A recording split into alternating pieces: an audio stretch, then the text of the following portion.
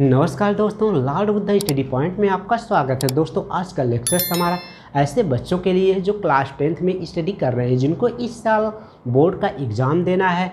ऐसे बच्चों के लिए जिनके पास बहुत व्यवस्था नहीं है, जो कहीं कोचिंग है, वे बच्चे आए हमारे चैनल्स को विजिट करें। हम आप लोगों को क्लास 10th की मैथ पूरी कंप्लीट कराएंगे।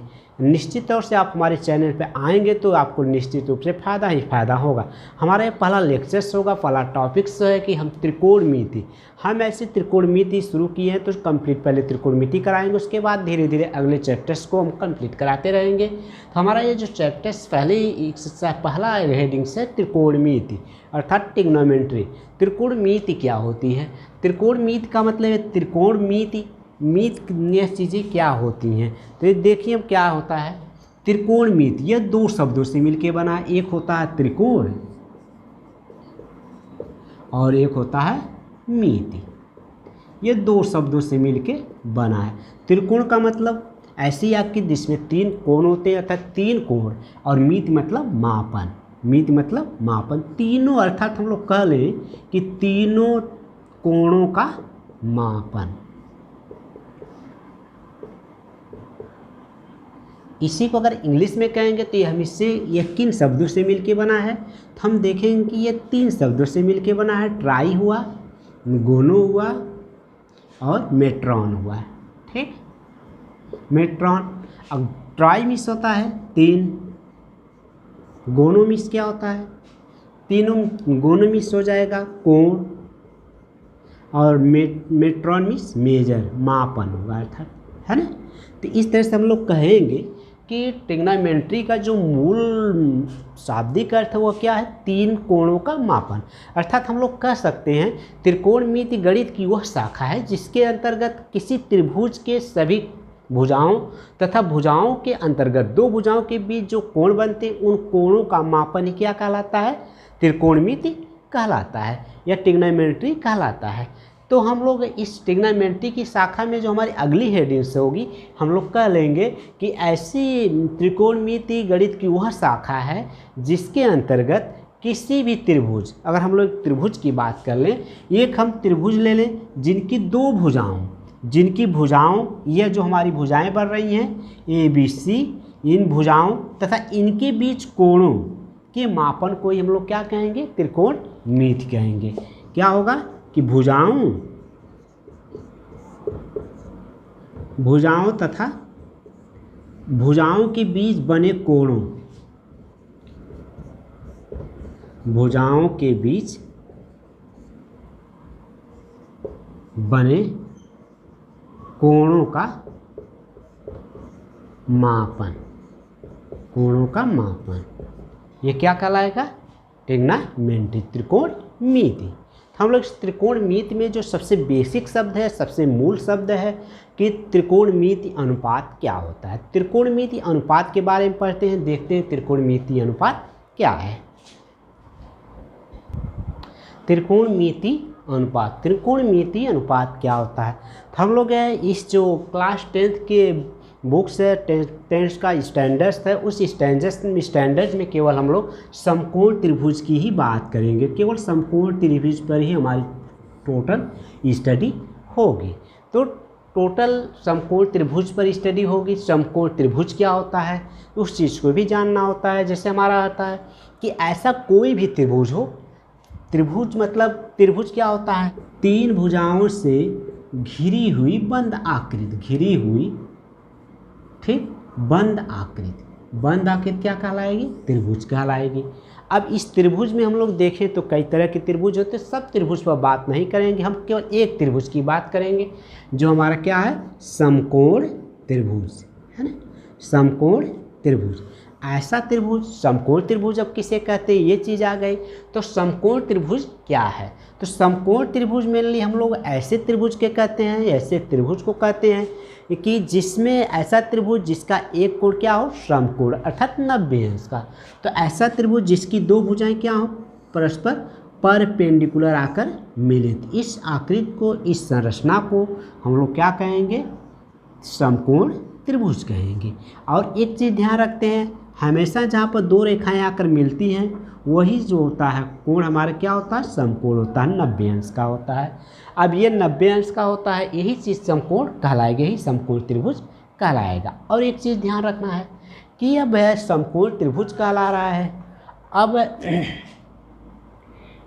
अगर हम लोग समकोण त्रिभुज की बात हो गई तो हमको क्या पढ़ना है, त्रिकोणमिति अनुपात। त्रिकोणमिति अनुपात क्या है, तो त्रिकोणमिति अनुपात है क्या है, तो त्रिकोणमिति अनुपात अगर हम किसी समकोण त्रिभुज में दो भुजाओं के अनुपात को, मतलब ये हमारा समकोण त्रिभुज है, किसी भी समकोण त्रिभुज में हम कह ले किसी समकोण त्रिभुज में, समकोण त्रिभुज, हम त्रिभुज को इस तरह से एक छोटा सा त्रिभुज बना के दिखाएं, किसी समकोण त्रिभुज में दो भुजाओं के अनुपात को, दो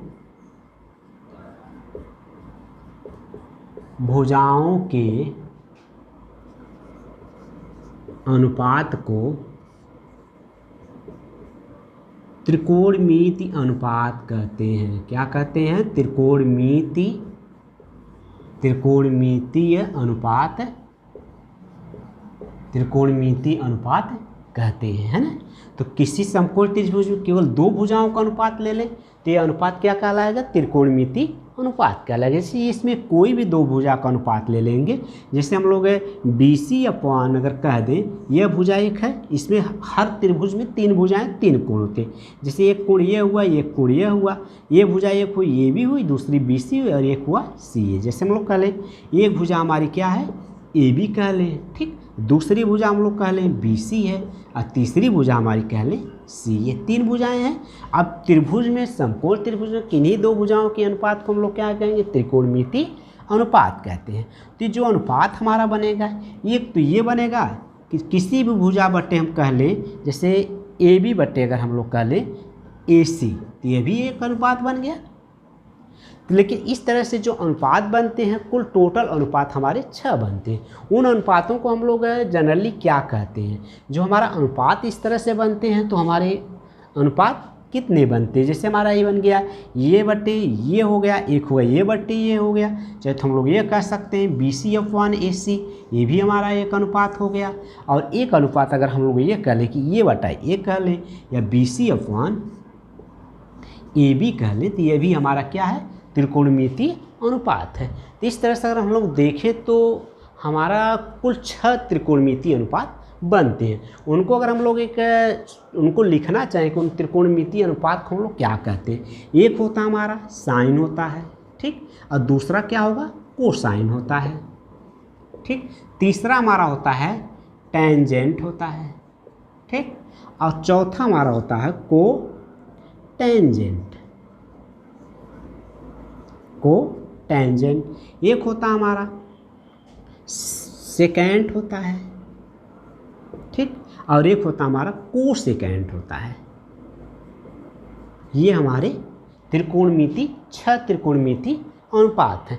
अब इन अनुपातों को देखें तो ये काफ़ी देखने में काफ़ी लंबे हैं। इतना टोटल लिखना तो इसके लिए तो आसान, लेकिन सबके लिए लिखना इतना थोड़ा मुश्किल काम है। तो हम जब भी लिखेंगे तो इसको शॉर्ट रूप में लिखेंगे। तो साइन को हम लोग क्या लिखते हैं, सीधे साइन, ठीक, कॉस को, कोसाइन को क्या लिखते हैं, कॉस, टेंजेंट को क्या लिखते हैं, टेन, और को टेंजेंट को हम लोग क्या लिखते हैं, कॉट, सेकेंड को क्या लिखते हैं, सेक, और ये हमारा, और ये बन गया को सेकेंड। तो इस चीज़ को हम लोग लिखते हैं कोसेक, इसको क्या लिखेंगे, कोसेक। ये चीज़ें हैं। अब हम एक चीज़ें मिल गए हमारी, ये इतने क्या है, त्रिकोणमिति अनुपात। अब इन त्रिकोणमिति अनुपात की वैल्यू किसकी क्या होती है तो इन्हीं भुजाओं का अनुपात, इन्हीं भुजाओं का अनुपात है कि इनके अनुपात को ही हम लोग क्या कहेंगे, त्रिकोणमिति अनुपात कहेंगे, इनकी भुजाओं के अनुपात, और यही अनुपात हमारे 6 हैं। अब इसके लिए क्या लिखा जाए, इसके लिए क्या लिखा है, इसके क्या लिखा जाए, तो हम लोग एक चीज़ और जानेंगे कि उसमें क्या चीज़ें होती है। जैसे हमारा इसी को अगर हम और देखते हैं तो इसको आप लोग थोड़ा सा अगर देखिए, इसको हो सके तो नोट कर लीजिए, रिवीजन करके आप लोग एक बार देख लेंगे तो काफ़ी कन्फर्म हो जाएगा। तो हम लोग एक चीज़ें और जानने की कोशिश करेंगे कि हम क्या चीज़ें क्या होती हैं। त्रिकोणमिति में जो हमारा sine theta, sine cos, cosines, ये सब चीज़ें हैं। तो ये कुछ निश्चित कोणों के लिए अप्लाइड होते हैं। जैसे ये हुआ हमारा, अगर हम लोग इस चीज़ की बात करें, जैसे ये हमारा एक समकोण त्रिभुज है, ठीक, ये हमारा क्या है, समकोण त्रिभुज है, ठीक। अब हम इसमें क्या होता है, जब भी कोई भी हम त्रिकोणमितीय अनुपात लेते हैं, चाहे हम लोग, तो वो एक न्यून कोण के लिए, चाहे इस कोण के लिए चाहे इस कोण के लिए लें, और ये हमारा क्या होता है, 90 अंश होता है, ठीक। अब देखिए, अब हम अगर इस न्यून कोण के लिए ले रहे हैं, मान लीजिए इसको नाम दे दिए हम लोग थीटा, कि यह कोण की वैल्यू कितना है, थीटा है। इसको, इस चिन्ह को, इस सिंबल्स को हम लोग क्या पढ़ेंगे, थीटा पढ़ेंगे, ठीक। अब इस चीज़ को हम लोग थीटा पढ़ेंगे। अब जब थीटा पढ़ेंगे, अब ये हमारा न्यून कोण है। न्यून कोण का मतलब ऐसा कोण जिसका मान क्या हो, 90 से छोटा, उस कोण को हम लोग न्यून कोण कहेंगे। अब ये हमारा थीटा है। अब इस थीटे की चीज़ को जब समकोण त्रिभुज होता है, तो उन भुजाओं को भी जानना चाहिए कि भुजाएं कौन क्या होती हैं। जैसे क्या होता है, जिस समकोण त्रिभुज हो उसके जस्ट सामने की भुजा को, जो ठीक अपोजिट साइड्स होती है, इसके ठीक अपोजिट होती है, इसको हम लोग क्या कहेंगे, इसको हिंदी में लंब कहते हैं। इसको क्या कहेंगे, लंब कहेंगे।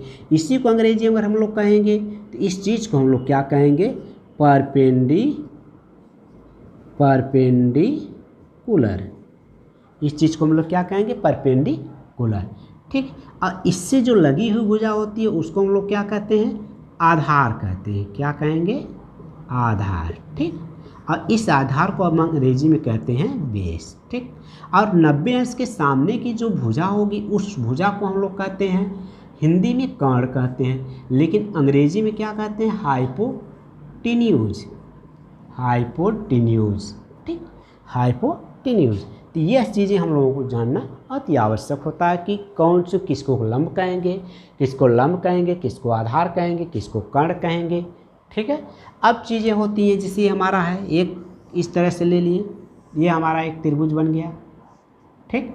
इस त्रिभुज में भी अगर हम लोग देखेंगे, तो इसमें भी हमारा हमेशा चीज़ रहता है, जो ये 90 अंश होता है, 90 अंश पर दोनों रेखाएं क्या होती हैं, सीधे आके मिलती है। अगर एक कोण 90 अंश, तभी समकोण त्रिभुज होगा, और हम केवल समकोण त्रिभुज की बात कर रहे हैं।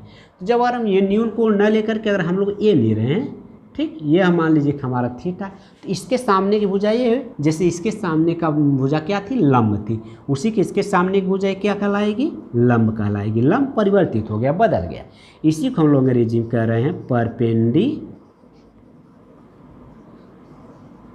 परपेंडिकुलर। और इस 90 अंश के सामने की भुजा को हम लोग क्या कर रहे हैं, कर्ण कह रहे हैं, ठीक। और इसी को अंग्रेजी में कहेंगे हाइपोटेन्यूज, ठीक।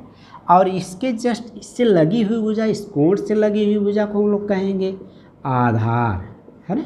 इसी को हम लोग क्या कहेंगे, आधार कहेंगे, या इसी को हम लोग कह लें बेस, ठीक।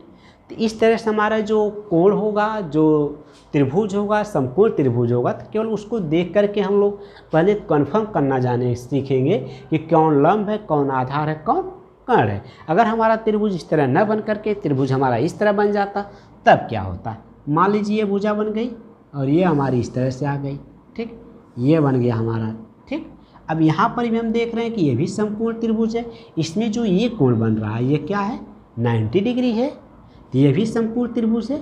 अब हमारा क्या होगा, इसमें किसी भी कोण की बात कर लें, जैसे अगर ये हमारा थीटा एक न्यून कोण है, कोई भी थीटा हो, कोई भी वैल्यू है इसको, तो इस थीटा के लिए ही हम लोग फाइंड आउट कर रहे हैं। तो थीटा के लिए देखिए, तो थीटा के सामने की भुजा क्या कहलाएगी, लंब कहलाएगी, ठीक। और 90 अंश के सामने की भुजा कर्ण कहलाएगी। इस लंब को परपेंडिकुलर, कर्ण को हाइपोटेन्यूज, और जो इससे लगी हुई भुजा को हम लोग क्या कहेंगे, आधार कहेंगे, अर्थात हम लोग इसी को बेस कहेंगे। इन्हीं सब चीज़ों का हम लोग ध्यान रखेंगे, इसको कैसे लगाएंगे कि जो हमारा रेशियो बन रहा है, त्रिकोणमितीय अनुपात बन रहा है, उसको कैसे लिखते हैं। तो देखिए हम लोग क्या लिखते हैं,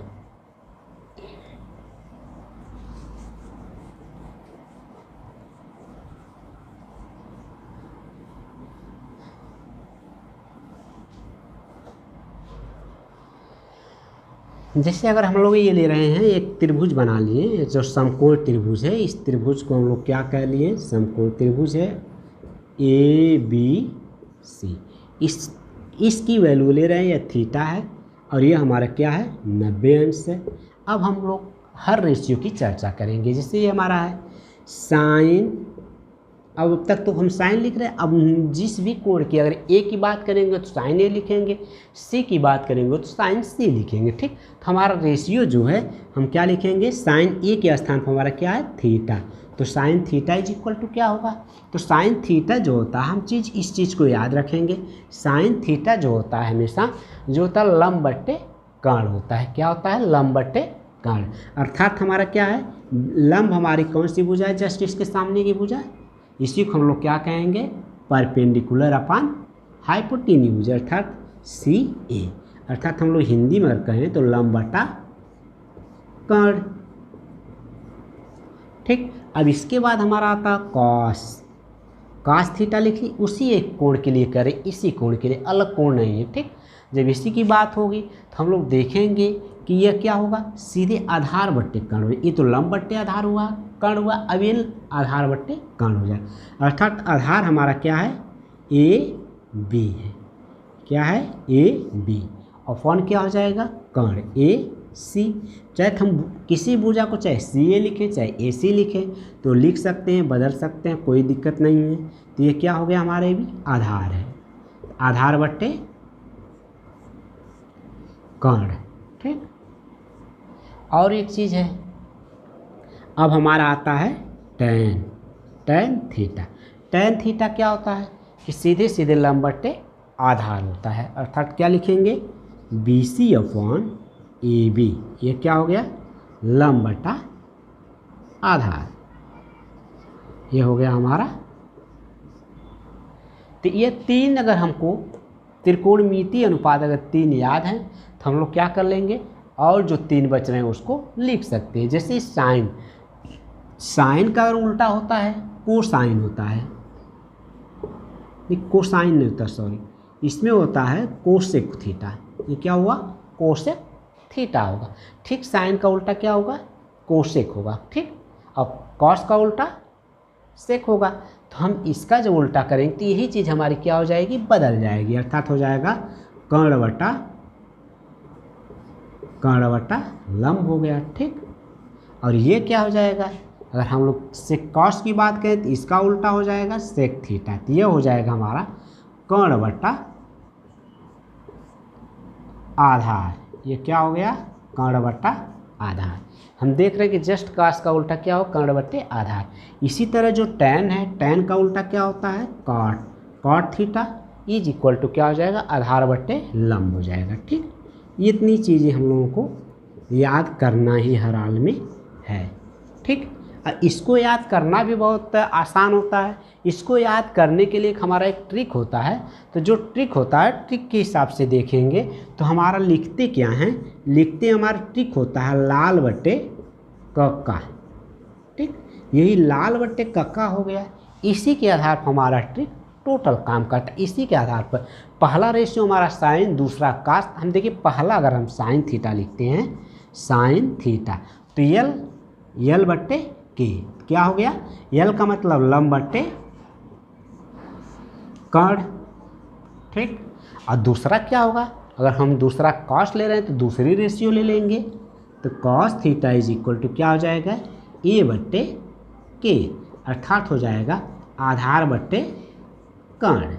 क्या होगा आधार बट्टे कर्ण हो गया। ठीक, इसी तरह अगर हम लोग तीसरा की बात करें टैन थीटा, तो टैन थीटा क्या हो जाएगा, जस्ट वो लास्ट वाला हो जाएगा एल बट्टे ए, अर्थात क्या हो गया लंब बट्टा आधार। यह चीज़ें हो गई, ये तो हमारा ये तीन चीज़ें हो गई। अगर हम लोग इसी का जस्ट क्या करना चाहें कि इसके जो अपोजिट्स हैं उनके लिखना चाहें, तो जैसे ये हमारा साइन थीटा है तो इसी को नीचे से लिखना शुरू कर देंगे कर्ण बट्टे लंब, कॉस थीटा कर्ण बट्टे आधार, टैन थीटा आधार बट्टे लंब। इस तरह से हमारी ये रेशियो आसानी से फाइंड आउट कर सकते हैं। यही हमारी रेशियो है, इसको हर हाल में हमको याद ही करना पड़ेगा। तो हम लोग ये चीज़ें आप लोगों को बहुत ही आसानी से याद कर लेंगे। रेशियो जो है इसको आप हर हाल में याद करना है। आप लोग इस काम करिए कि इसको आप क्या करेंगे, पूरा घर बैठ करके आसानी से त्रिकोणमिति जो अनुपात हैं इनको याद कर लेंगे। किसी भी त्रिभुज में लंब क्या होता है, कर्ण क्या होता है, आधार क्या होता है, उसको भी सीख लेंगे। इसका जो हम लोग अगले लेक्चर्स में कैसे इस्तेमाल करेंगे उसको हम लोग इसमें इस्तेमाल करके बताएंगे। और अगर ये लेक्चर्स आप लोगों को पसंद आए तो इस लेक्चर्स को लाइक करिए, सब्सक्राइब करिए, शेयर करिए। देखने के लिए बहुत बहुत धन्यवाद।